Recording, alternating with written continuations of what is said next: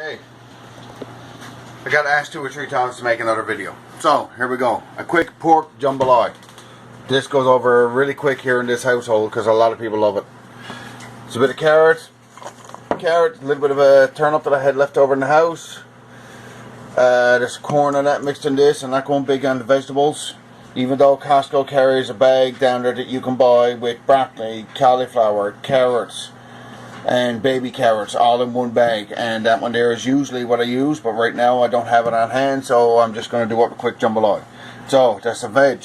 You got pork. This here is pork loins already cut up, some onion, some garlic, basmati rice, and of course chanterelle dust.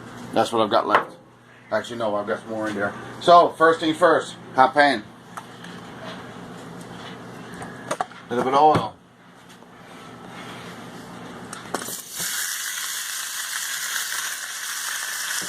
Cook your pork.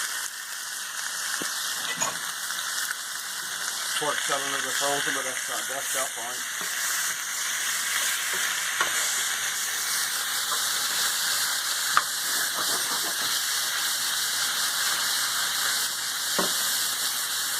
This don't take long to do. As long as it's cooking that pork, where it's got a little bit of butter frozen into it.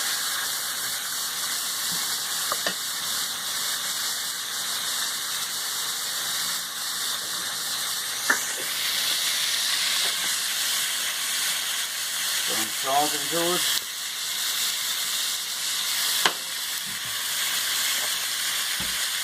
A little bit of pepper.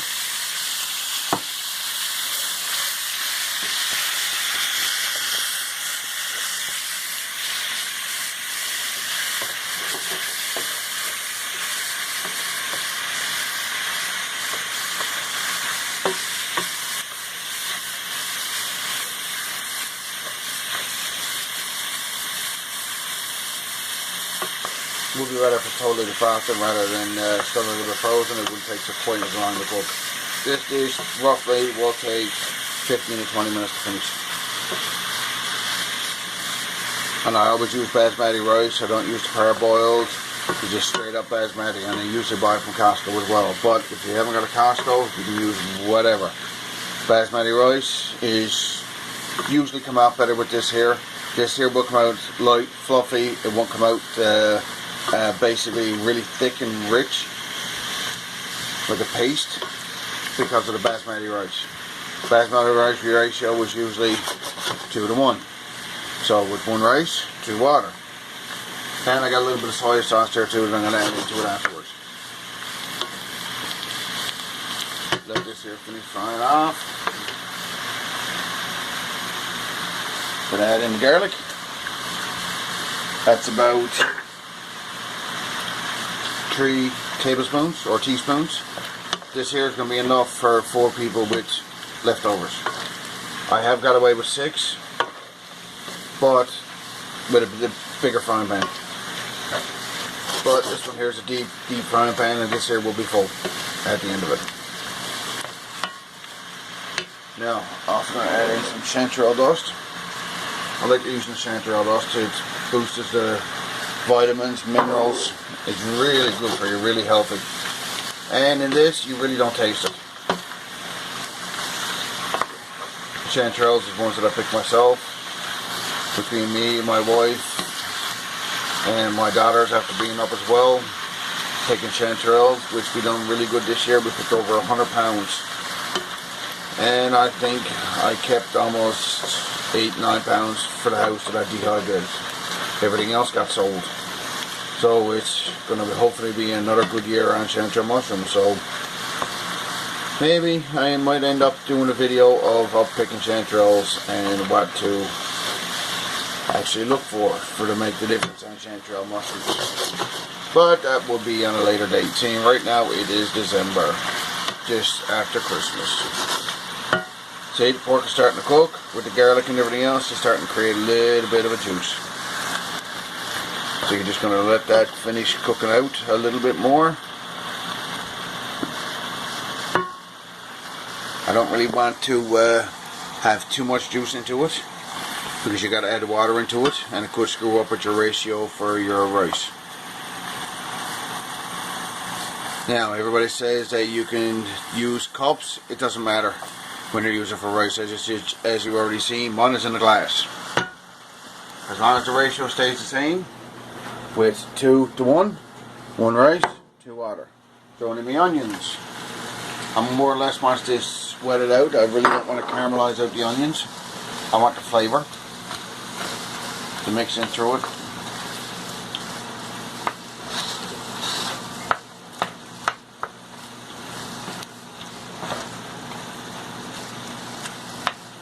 You could caramelize them off, but as I said, all this water here now is because the pork was still a little bit frozen.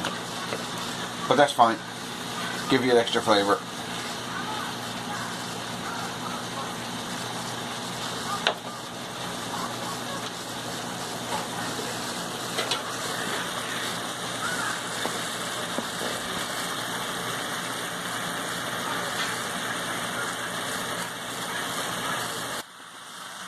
Now, add a little bit more chanterelle dust to it because I want the flavour. I want to boost some of the nutrients.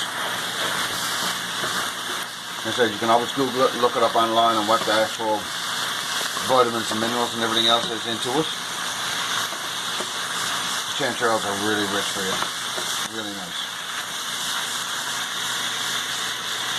So, look for a small piece. Not bad. Seasoning up. Now, rice. Okay, here we go again. Rice is starting to fry off a little bit, so that's 1.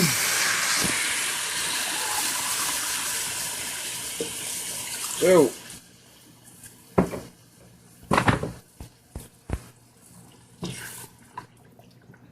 Now you see if there's any stuck onto the bottom, which there shouldn't be.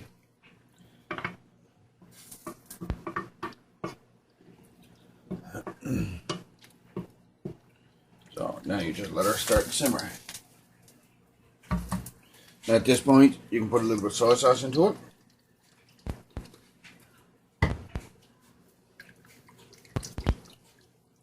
Depends on how dark you want it. You can always add in some more afterwards. I'm going to let this here start to boil, and then I'm putting in the veg.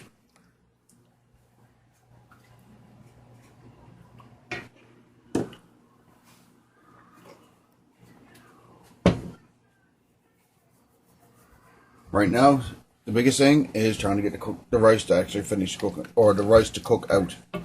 The rice cooks out, this here won't be long before it's finished.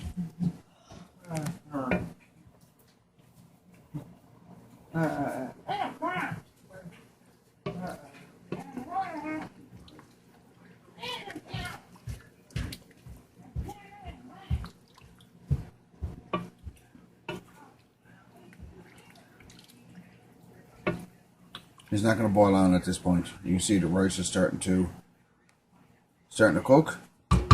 So this here will be another few minutes.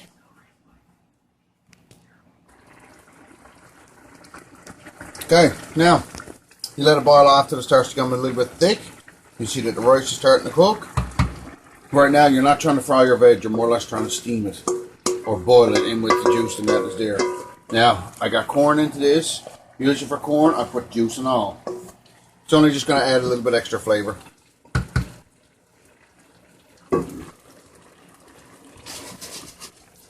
You go ahead now and let this cook out for a bit.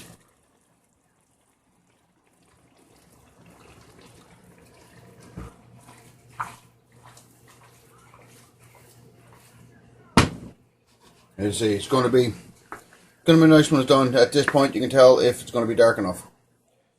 And it's going to be on a little bit on the light side, but that's fine.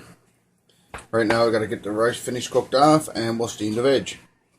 So you leave this here still uncovered and let her cook out. You might have to add a little bit more water because of the veg and everything else into it now. But she's got to boil. Finish cooking out your rice. Like I said, this don't take long to cook.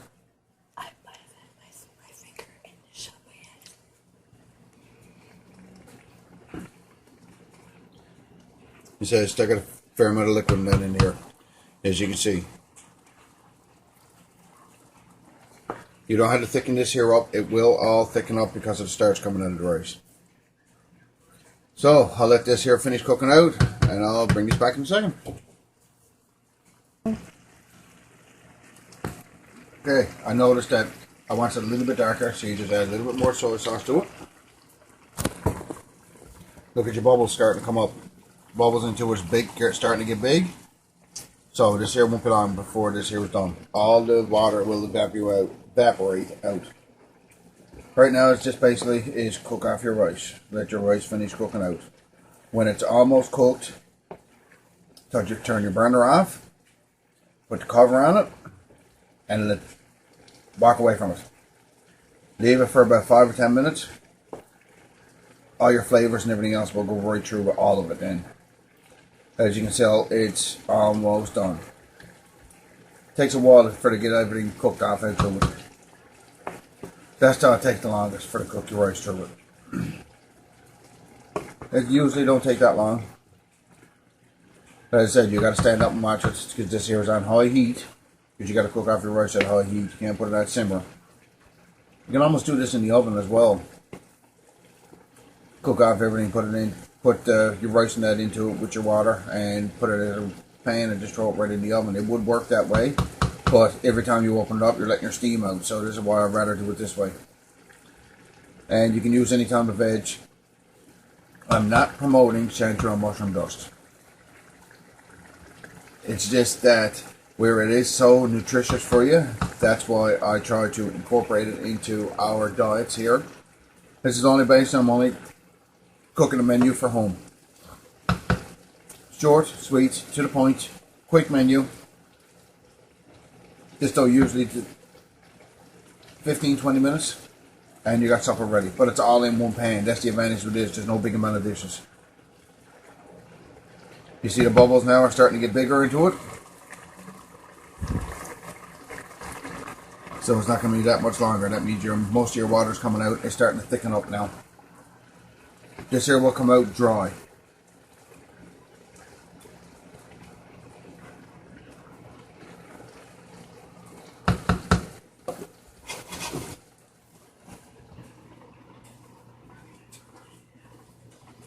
Quick mix to make sure all your veg are mixed into it.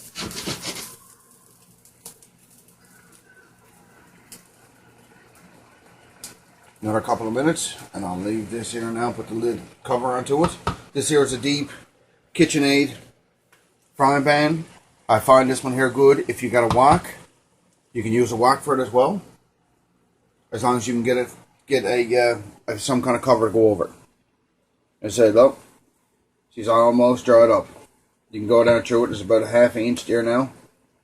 Half an inch to 1 inch of water still left into it, but when it gets down to a half an inch, that's when you turn off your burner, cover, and let her go.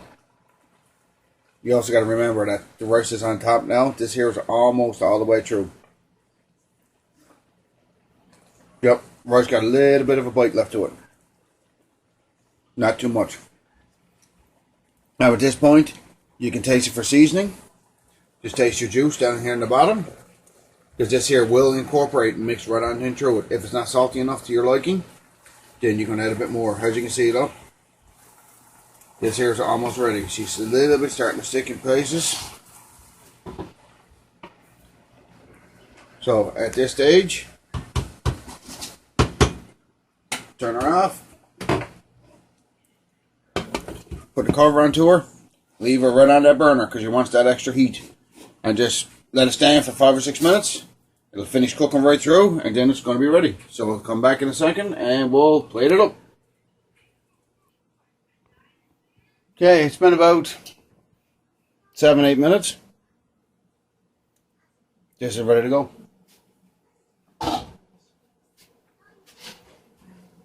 See, all the water's gone. It's all light and fluffy. So now it's just up supper. Make a full meal. You can use chicken, beef. I've done it with moose.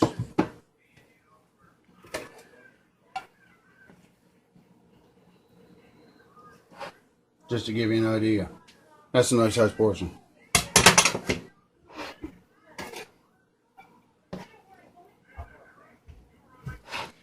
He's gonna ruin everything.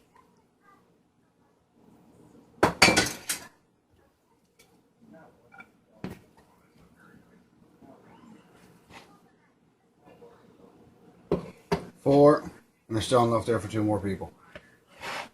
So it's easy to 6, 7 people. So now it's time to go eat. Hope you enjoyed. Said quick jambalaya. Goes over really well here.